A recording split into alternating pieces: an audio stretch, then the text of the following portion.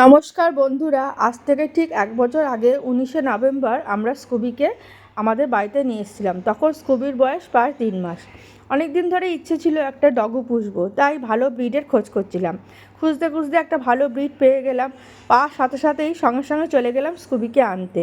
আর স্কুবিকে দেখার সাথে সাথে আমাদের খুব ভালো লেগে গেল, আমরা ওকে অ্যাডাপ্ট করে নিলাম। এবার এনে তো ফেললাম, আনার পরে খুব চিন্তা কী করে স্কুবিকে বড় করব, কী করে সব কিছু ট্রেনিং দেবো।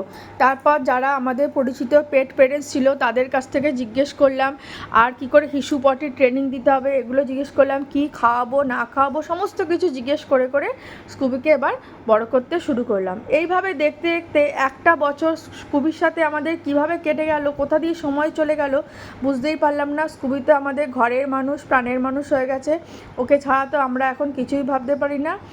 আমাদের সাথে এইভাবে স্কুবি যেন আনন্দে থাকে, এটাই ঈশ্বরের কাছে প্রার্থনা করি।